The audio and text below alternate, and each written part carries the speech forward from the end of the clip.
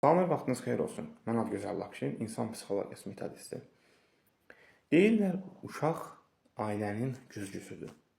Niyə bu ifadəni hal-hazırda burada səhv çıxardacağıq? Deməli necə?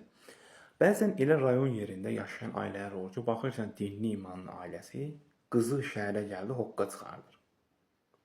Lüt soyunur, onun bunun maşınında pozğun, əxlaqsız və hətta belə deyim sizə, şərəfsizlik imicində olan çox qeyri-etik səsəsə də onların alınlarına yapışılacaq sözdür. Yaxud oğlu.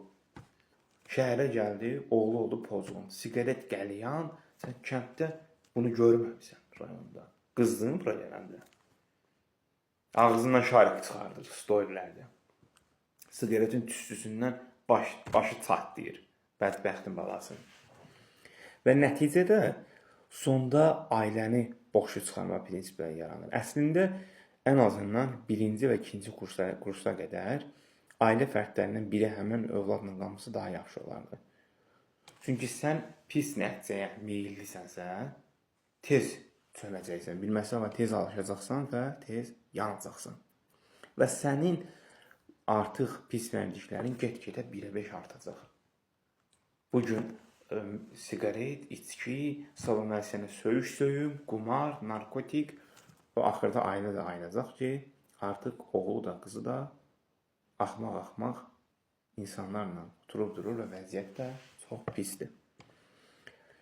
Və əslində bu demək deyil ki, yəni son nəticə olaraq namazı imanlı olanlar ancaq təmizdir, xeyr. Elə insanlar var ki, namazlıdır, çıxartdıqları gizli hoqqaları heç o namazı olmayan pak insan o hərəkət eləmir.